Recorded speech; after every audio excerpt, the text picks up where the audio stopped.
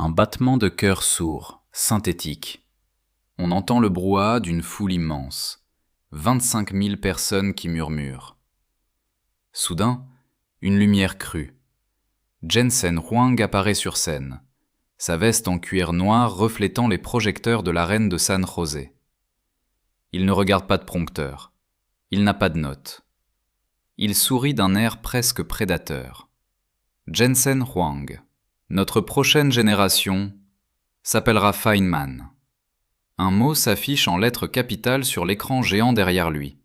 Feynman. Applaudissements nourris, mais dans les premiers rangs, les ingénieurs se regardent, perplexes.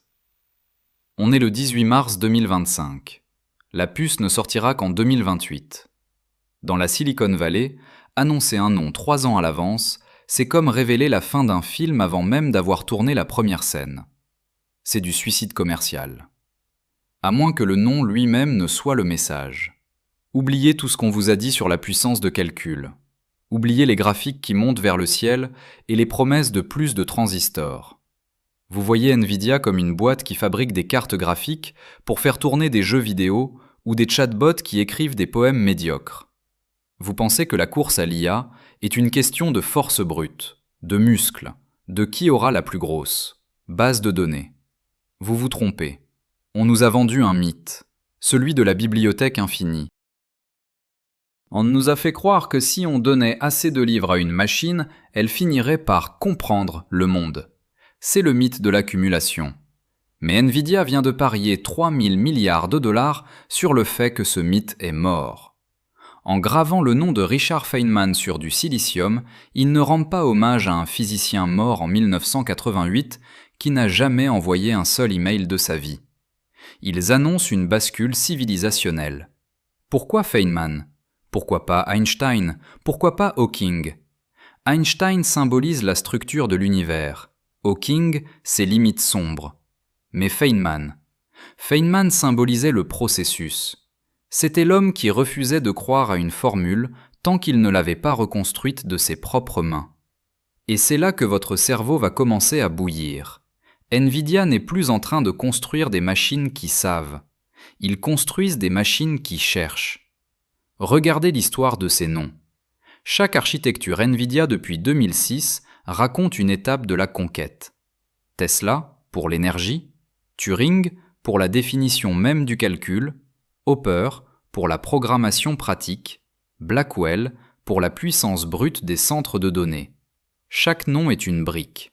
Mais Feynman, c'est le saut dans le vide. C'est l'aveu qu'en 2025, nous avons atteint le plafond de la connaissance par l'imitation.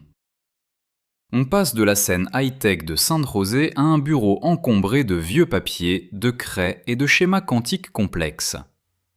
Richard Feynman n'a jamais possédé d'ordinateur personnel. Il n'a jamais vu Internet. Pour la plupart des gens de la tech, c'est un dinosaure. Mais pour les gens qui comprennent vraiment comment l'intelligence fonctionne, la vraie, pas celle qui régurgite Wikipédia. Feynman est le prophète d'un futur où la machine doit arrêter de stocker pour commencer à raisonner. L'idée reçue, le grand mensonge que l'on vous sert au petit déjeuner, c'est que ChatGPT et ses cousins sont intelligents. La vérité, ce sont les plus grands perroquets stochastiques de l'histoire. Ils sont excellents pour prédire le mot suivant, mais ils sont incapables de comprendre pourquoi une balle roule vers le bas d'une colline si l'exemple n'est pas déjà dans leur base de données. Feynman appelait cela la science du culte du cargo, des gens qui imitent les gestes de la science, qui en ont l'apparence, le langage, mais dont le cœur est vide de substance. Nvidia vient de dire au monde entier « Nous arrêtons de construire des perroquets, nous allons construire des physiciens ». Mais pour comprendre comment une puce de 2028 peut hériter de l'ADN d'un homme de 1988, il faut remonter à un déjeuner, en 1983. Un déjeuner qui a littéralement inventé le monde dans lequel vous vivez, même si vous n'en avez jamais entendu parler. C'est l'histoire d'un génie qui s'ennuyait, d'une boîte de jeunes diplômés du MIT et d'une idée si stupide qu'elle ne pouvait que changer l'univers. Vous pensez que l'ITA moderne est née avec la Silicon Valley des années 2010 ? Non. Elle est née dans une cuisine avec un physicien qui dessinait sur des serviettes en papier parce qu'il trouvait que les ordinateurs de l'époque étaient, je cite, « positivement débiles ». L'écran s'anime d'un schéma vintage, un processeur unique, massif, tournant à une vitesse folle. Puis à côté, une fourmilière de petits processeurs minuscules travaillant ensemble. Imaginez un instant que vous deviez vider une piscine olympique avec un seul seau. La solution classique, celle de l'informatique des années 80, c'était de donner le seau à Flash, le super-héros. Un seul homme, une vitesse incroyable, un mouvement après l'autre. C'est ce qu'on appelle le calcul séquentiel. C'est ainsi que fonctionnaient tous les ordinateurs, du premier mainframe d'IBM au processeur de votre vieille console. On pensait que l'intelligence, c'était la vitesse de la pensée unique. Mais en 1983, un jeune diplômé du MIT nommé Danny Hillis s'assoit en face de Richard Feynman. Il a une idée qui ressemble à un suicide professionnel. Il veut construire une machine avec 1 million de processeurs. Pas une seule processeur ultra rapide, mais 1 million de processeurs lents travaillant de concert. C'est le passage du super-héros solitaire à la puissance de la foule. Danny, c'est positivement l'idée la plus stupide que j'ai jamais entendue. Dans n'importe quel autre scénario, l'histoire s'arrêterait là. Le prix Nobel a parlé, le gamin rentre chez lui. Mais c'est ici qu'on déconstruit le premier mythe sur l'intelligence.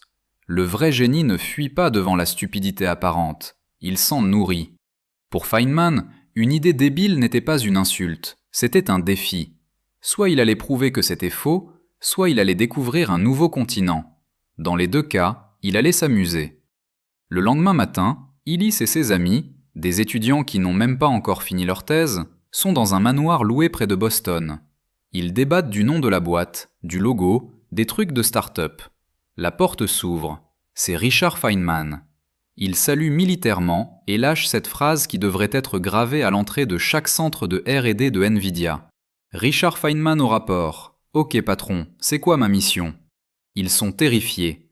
Que donnez-vous à faire à l'homme qui a résolu l'électrodynamique quantique ?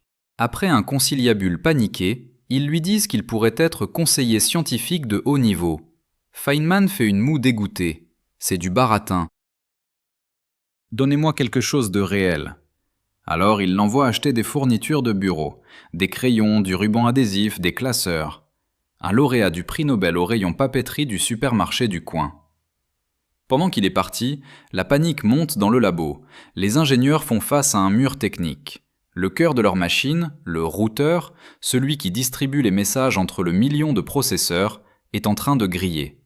Leurs calculs disent qu'il faut 7 tampons de mémoire pour éviter que les données ne s'embouteillent. Le problème, avec 7 tampons, la puce devient physiquement trop grosse pour être fabriquée. C'est fini, le projet est mort-né. Feynman revient avec ses cartons de crayon. Il voit leur tête, pose ses fournitures et demande ce qui ne va pas. Il s'assoit avec les équations brutes, pas en tant que visionnaire, mais comme un ouvrier du savoir. Et là, il fait quelque chose que personne dans le bâtiment n'aurait osé. Il utilise des équations différentielles sur le nombre moyen de bits à 1 dans une adresse binaire. C'est là que l'analogie du quotidien intervient pour vous faire comprendre le génie de la chose. Imaginez la poste. Les ingénieurs pensaient qu'il fallait construire des entrepôts massifs à chaque coin de rue pour stocker les lettres en cas d'embouteillage. Feynman, lui, a regardé la statistique de la distribution. Il a compris que si les lettres bougeaient d'une certaine façon, on n'avait pas besoin de grands entrepôts, mais juste de petits casiers bien gérés. Vous n'avez pas besoin de 7, avec 5 ça passe, toujours. Les ingénieurs l'ignorent pendant des mois. C'est un physicien, il ne connaît rien au silicium. En septembre, désespérés, ils tentent le tout pour le tout. Ils construisent la puce avec 5 tampons. Et ça marche. La Connection Machine naît. C'est un monolithe noir avec des lumières rouges qui clignotent. Steve Jobs en est tombé amoureux au point de vouloir designer le boîtier. C'est elle que vous voyez dans la salle de contrôle de Jurassic Park. Mais voici le mindfuck. Ce n'était pas juste une victoire d'ingénierie. C'était la preuve que pour simuler le réel, il faut que la machine ressemble au réel. La nature ne fait pas une seule chose à la fois. Quand une fleur pousse, 1 milliard de cellules ne font pas la queue pour décider qui se divise en premier. Elles le font toutes, partout, en même temps. Feynman venait de poser la première pierre de ce qu'on appelle aujourd'hui le parallel computing. Le processeur de votre téléphone, la carte graphique de votre PC, et surtout, les puces H100 de Nvidia qui font tourner ChatGPT, tout cela descend en ligne directe de ce calcul fait sur un coin de table, par un type qui venait de ramener des stylos-billes au bureau. Mais Feynman ne s'est pas arrêté là. Il a vu quelque chose que même les pionniers de l'informatique avaient raté. Un truc qui allait rester caché dans l'ombre pendant 40 ans, avant de devenir le mot le plus prononcé de la planète, les réseaux de neurones. En 1983, il a codé à la main, sur cette machine parallèle, le premier système capable d'apprendre comme un cerveau humain. Pourquoi est-ce que personne n'en a parlé à l'époque ? Parce que c'était trop tôt. On avait l'outil, on avait le génie, mais on n'avait pas encore compris la leçon ultime de Feynman. Une leçon qui tient en 7 mots griffonnés sur un tableau noir. Nous sommes en mai 1981, au MIT, lors de la conférence sur la physique du calcul. L'air est lourd de fumée de pipe et de certitudes académiques. Richard Feynman monte à la tribune. Il n'a pas de présentation PowerPoint, il a un morceau de craie et une question qui va faire l'effet d'une grenade dégoupillée dans une bibliothèque. Le programme dit que je dois faire un discours d'ouverture, et je ne sais pas ce qu'est un discours d'ouverture. Alors parlons de la réalité.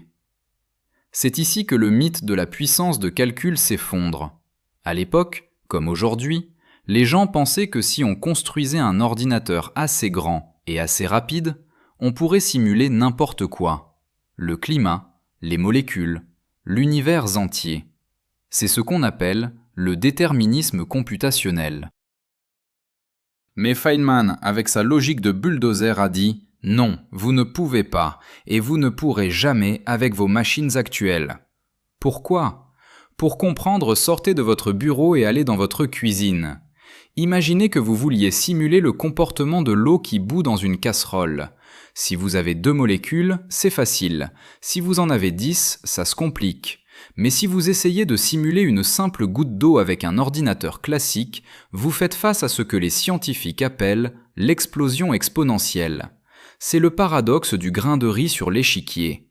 Vous mettez un grain sur la première case, 2 sur la deuxième, 4 sur la troisième. Arrivé à la moitié de l'échiquier, vous avez plus de riz que ce que la Terre entière peut produire. La nature fonctionne exactement comme ça.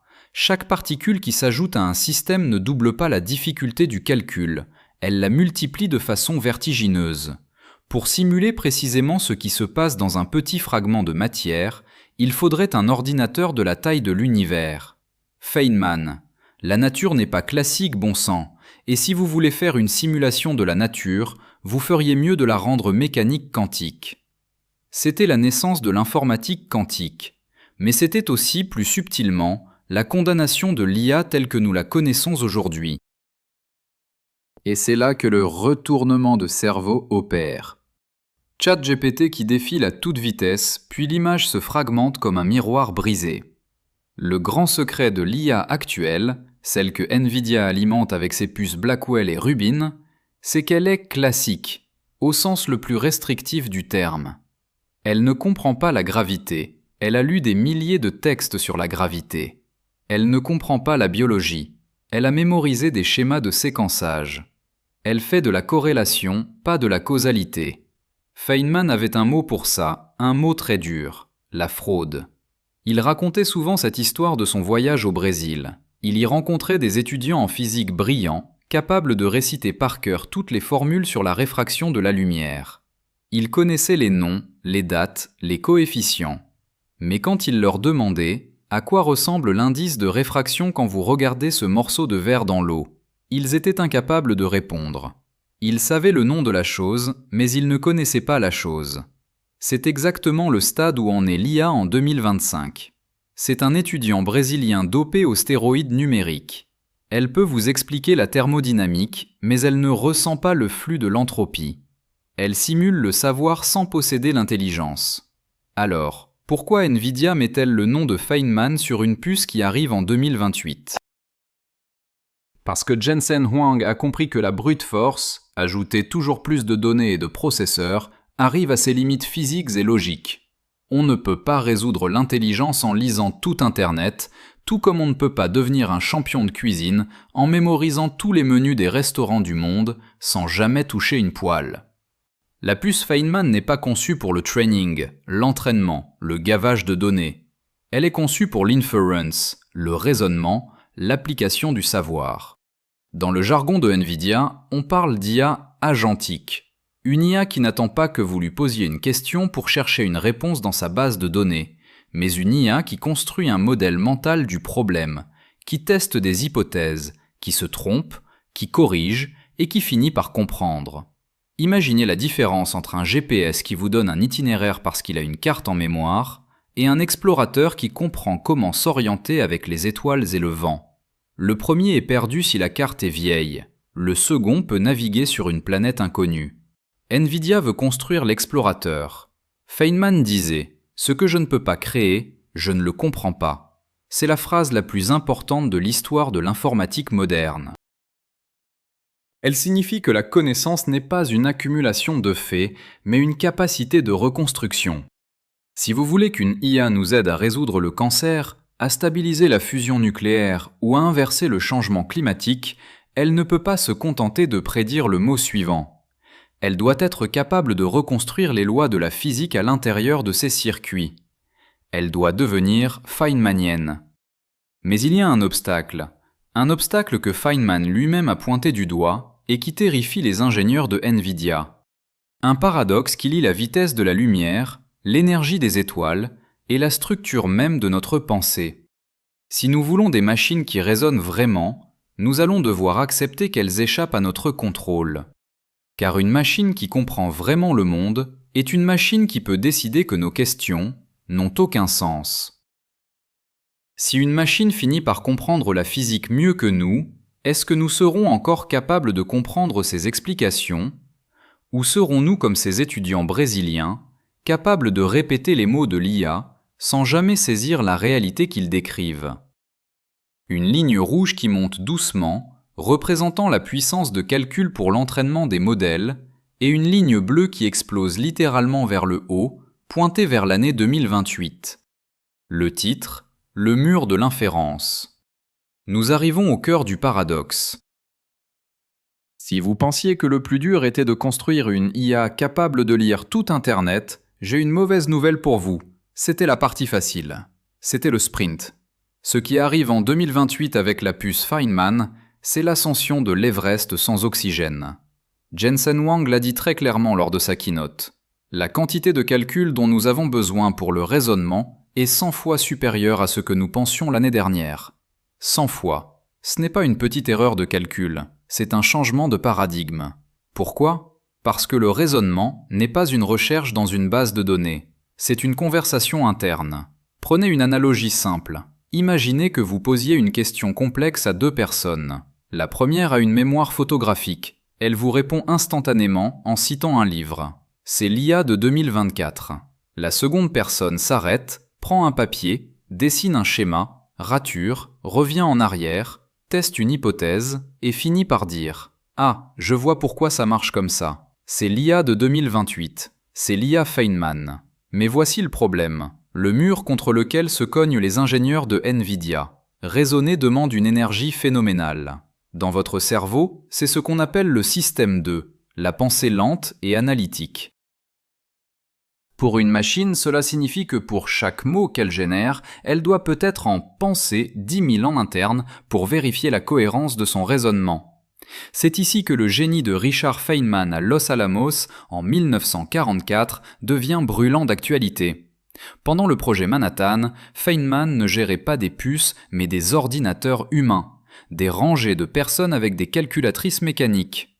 Pour accélérer la création de la bombe, il n'a pas juste demandé aux gens de taper plus vite. Il a inventé le calcul parallèle à la main. Il donnait une partie de l'équation à un groupe, une autre à un deuxième, et il les faisait converger.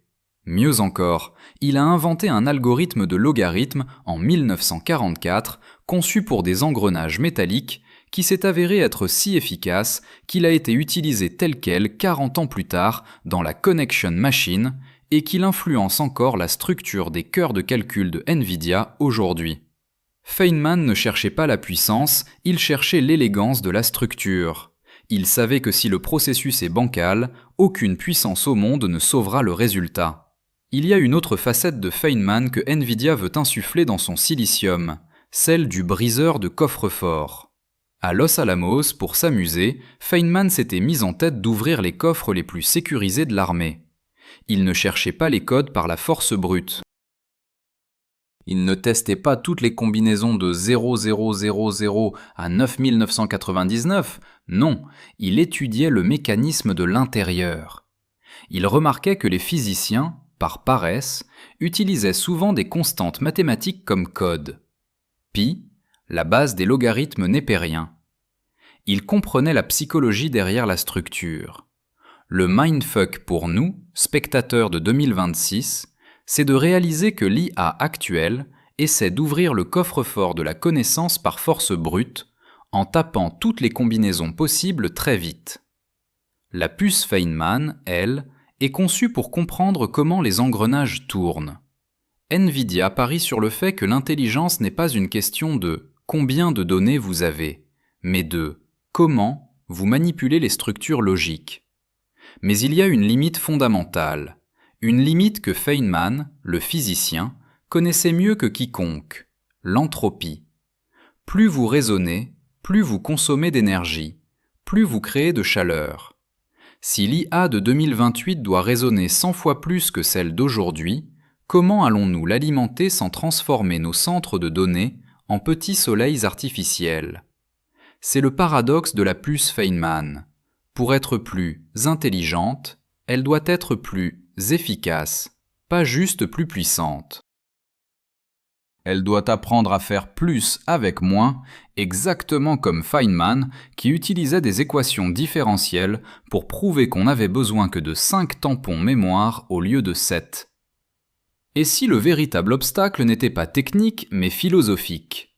Feynman disait « Le premier principe est que vous ne devez pas vous duper vous-même, et vous êtes la personne la plus facile à duper. » Aujourd'hui, nous nous dupons en pensant que la fluidité du langage de l'IA est une preuve de sa compréhension. NVIDIA, en nommant sa puce Feynman, fait un aveu d'humilité brutale. Nous savons que nos machines actuelles se dupent elles-mêmes. Nous construisons celle qui ne le fera plus. Mais posez-vous cette question. Sommes-nous prêts pour une machine qui refuse de nous répondre parce qu'elle a compris que notre question est mal posée?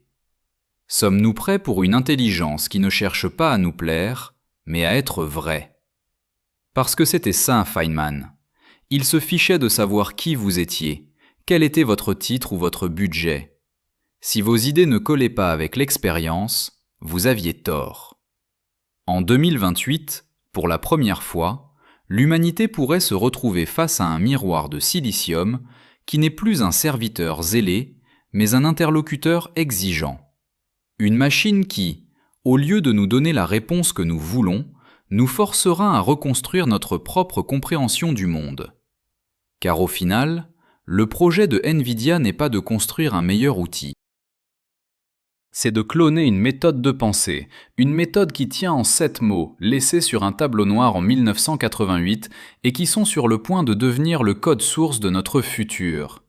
L'image s'adoucit, on quitte les néons de San José et les schémas de silicium pour une petite pièce calme à Caltech. Nous sommes en février 1988. Richard Feynman vient de s'éteindre. Dans son bureau, le tableau noir est encore couvert d'équations, de gribouillis et de schémas. On dirait le champ de bataille d'un esprit qui n'a jamais déposé les armes. Dans un coin, en haut à droite, 7 mots sont écrits à la craie blanche, entourés d'un trait hésitant. Ce que je ne peux pas créer, je ne le comprends pas. Getty Images. C'est ici que tout se rejoint. C'est ici que la stratégie à 3000 milliards de dollars de NVIDIA rencontre la sagesse d'un homme qui dessinait des diagrammes sur le sable. Ces 7 mots sont la définition la plus pure de l'intelligence. Ils sont le couperet qui sépare le perroquet savant du génie créateur. Pendant des décennies, nous avons construit des ordinateurs qui comprennent par la description. Nous avons rempli des bases de données de noms, de faits et de statistiques. Mais Feynman nous rappelle que savoir le nom d'un oiseau dans toutes les langues du monde ne vous dit absolument rien sur la façon dont il vole. NVIDIA, en gravant ce nom sur sa puce la plus ambitieuse, fait un pari métaphysique. Pour que l'IA devienne vraiment utile, elle doit arrêter d'apprendre des descriptions et commencer à recréer les processus. En 2028, quand la première puce Feynman s'allumera dans un centre de données, elle ne cherchera pas seulement à prédire quel mot suit E égale mc au carré. Elle cherchera à reconstruire l'univers dans sa propre architecture. Elle ne sera pas une encyclopédie, elle sera un laboratoire. Mais pourquoi cela devrait-il vous importer à vous qui regardez cette vidéo sur un écran ? Parce que ce changement de paradigme nous force à regarder notre propre intelligence en face.